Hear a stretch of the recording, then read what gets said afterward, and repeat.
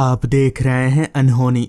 तो चलिए बढ़ते हैं आज की इस कहानी की ओर। अपने दोस्त रमेश के साथ बातें करते करते मैंने जब दीवार घड़ी में वक्त देखा तो मैं चौंकते हुए एकदम से उठकर खड़ा हो गया, क्योंकि घड़ी में रात के 9 बज रहे थे। बातों ही बातों में इतना वक्त कब निकल गया पता ही नहीं चला। तभी रमेश बोला, घड़ी मत देख, आज अब कहीं जाने की जरूरत नहीं है, कल सुबह चले जाना। इस पर मैंने रमेश को बोला, नहीं यार, नहीं रुक सकता, तू तो जानता है मेरे बॉस को, एक दिन अगर काम पर नहीं गया तो मुझे खा जाएगा। रमेश ने मुझे रोकने की बहुत कोशिश की, मगर मैं अपनी जिद पर अड़ा रहा और किसी तरह रमेश को समझा बुझाकर उसके घर से बाहर निकल आया। रात तो सच में काफी हो गई थी, क्योंकि रास्ते पर मेरे अलावा दूसरा कोई आदमी नजर नहीं आ रहा था। और तो और रमेश का घर भी शहर के एक ऐसे इलाके में था जहां घर आबादी बहुत कम है, या यूं कहें तो ना के बराबर है। इसलिए मैं भी इधर बहुत कम ही आता हूं। मुझे फिलहाल ज़रूरत थी तो किसी सवारी की जो मुझे यहाँ से अपने घर ले जा सके। उस रास्ते की हालत देखकर ऐसा लग नहीं रहा था कि मुझे कोई सवारी मिल भी पाएगी, क्योंकि अगर लोग ही नहीं होंगे तो फिर कोई ऑटो रिक्शा वगैरह क्यों ही चलाएगा। मगर मेरी ये सोच तब गलत साबित हो गई जब मुझे अपने से कुछ ही दूरी पर रास्ते के एक किनारे पर ऑटो रिक्शा नजर आई। उस रिक्शा को देखते ही मैं तुरंत दौड़कर उस रिक्शा के करीब गया। रिक्शा के भीतर एक काला सा आदमी पुराने गाने सुन रहा था। तभी मैंने उस रिक्शा वाले से कहा, भैया त्रिमोड़ चौक जाओगे? आवाज सुनते ही रिक्शे वाले ने रेडियो बंद किया, फिर मेरी तरफ देखते हुए बोला, त्रिमोड़ चौक? पर वो तो काफी दूर है। रिक्शे वाले की ये बात सुनकर ही मैं समझ गया कि अब ये मुझसे ज्यादा पैसे मांगेगा। मुझे भी ज्यादा पैसे देने में हर्ज नहीं था, इसलिए मैंने सामने से ही रिक्शा वाले को ज्यादा पैसों का लालच दिया और वो बड़ी ही आसानी से मान भी गया। जिसके बाद मैं रिक्शा में बैठा और रिक्शा त्रिमोड़ चौक की तरफ आगे बढ़ने लगी। उस घनी काली रात में रिक्शा की हेडलाइट के अलावा ऐसी कोई चीज नहीं थी जिसकी रोशनी रास्ते पर आए। स्ट्रीट लाइट तो दूर की बात है, उस रात आसमान पर चांद भी नहीं उगा था। शायद वो अमावस की रात थी, या फिर हो सकता है चांद काले बादलों के पीछे छिप गया हो, क्योंकि बीच बीच में बादल भी गरज रहे थे। लगता है बारिश आने वाली है। ये सोचकर मैं थोड़ा परेशान हो रहा था। अगर बारिश आने से पहले मैं घर पहुंच गया तो अच्छा रहेगा। रिक्शा वाला भी शायद इसीलिए रिक्शा को इतनी तेजी से भगा रहा था। उसे भी बारिश का ही डर था। रात हर पल गहराती जा रही थी। रिक्शा अभी आगे बढ़ ही रही थी कि तभी रिक्शे वाले ने एक जोर का ब्रेक मारा। ब्रेक इतना अचानक से लगा कि मुझे जरा भी संभलने का मौका ही नहीं मिला। मैं एकदम से आगे की तरफ हो गया, जिस पर मैंने उस रिक्शा वाले को फटकार लगाते हुए कहा, पागल वागल तो नहीं हो गए हो तुम? ऐसे कोई ब्रेक लगाता है? दिमाग ठिकाने पर तो है? इस पर रिक्शा वाला बोला, साहब मेरी कोई गलती नहीं है, वो अचानक ऐसे बच्चा लोग आ गया सामने, मुझे समझ में नहीं आया। रिक्शे वाले की बात सुनकर मुझे काफी हैरानी हुई कि आखिर ये रिक्शा वाला किन बच्चों की बात कर रहा है।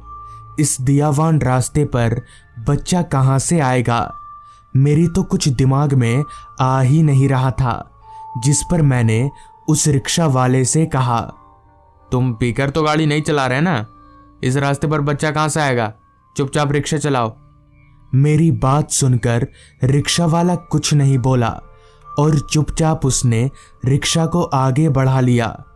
पहले पहले तो मैंने रिक्शे वाले की बात को हल्के में लिया था, मगर धीरे धीरे मुझे एहसास हुआ कि रिक्शा वाला झूठ क्यों बोलेगा। झूठ बोलने से उसका क्या ही फायदा होगा।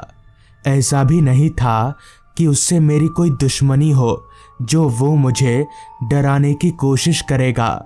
अभी मैं ये सब सोच ही रहा था कि तभी अचानक एक तेज बादल गरजने के आवाज के साथ जोरदार बारिश चालू हो गई। जिसका डर था वही हुआ, मगर अब किया भी क्या जा सकता है। मैं चुपचाप रिक्शा की सीट पर हाथ धरे बैठा रहा।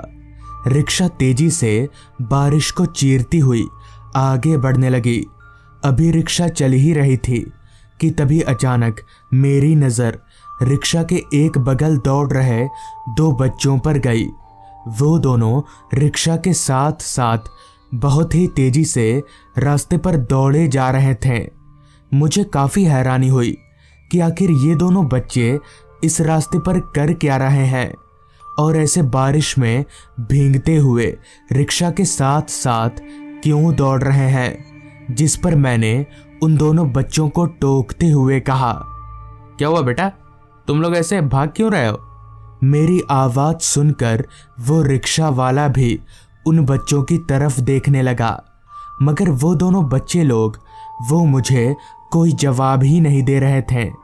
तभी वो रिक्शा वाला उन बच्चों की तरफ देखते हुए जोर से चीखा, जिस पर मैंने उस रिक्शा वाले से पूछा, क्या हुआ, चीख क्यों रहे तुम?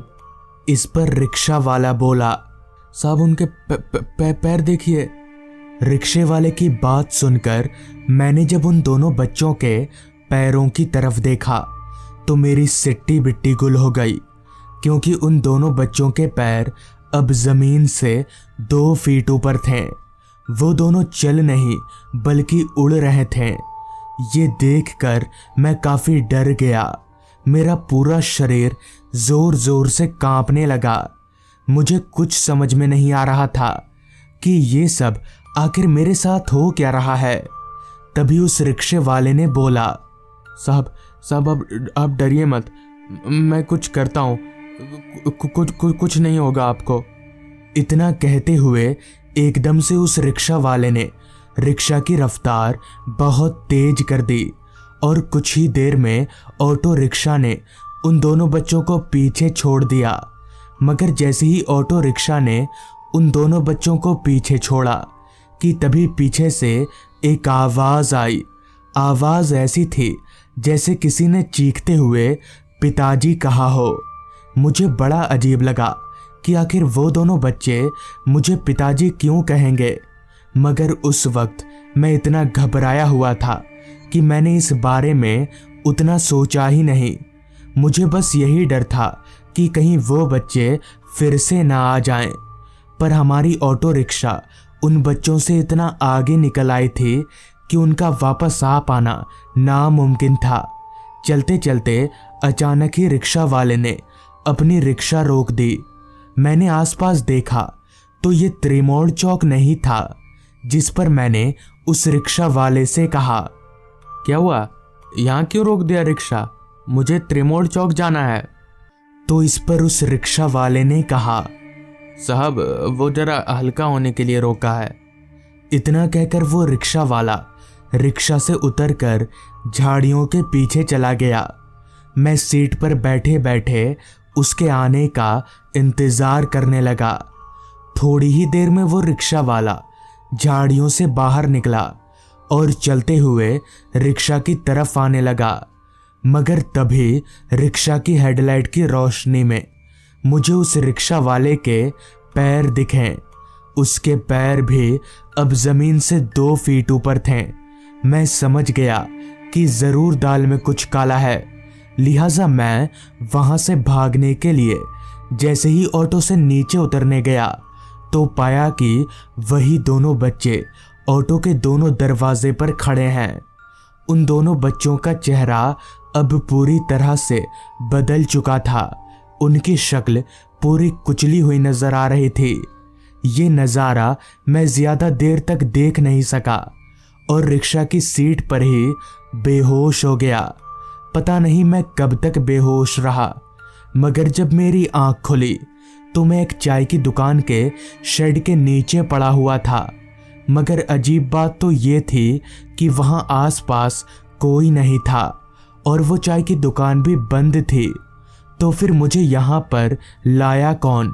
खैर, फिर मैं वहाँ से अपने घर चला गया।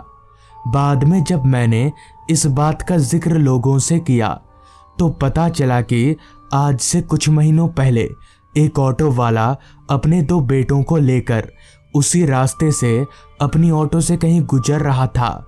मगर तभी पता नहीं कैसे उनकी ऑटो रिक्शा का एक्सीडेंट हो गया, जिसमें तीनों बाप बेटों की मौकाए वारदात पर ही मौत हो गई।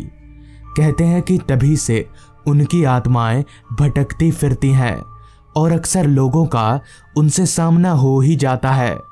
तो दोस्तों, ये थी आज की कहानी। अगर आपको ये कहानी पसंद आई हो तो चैनल को ज़रूर सब्सक्राइब कर लें।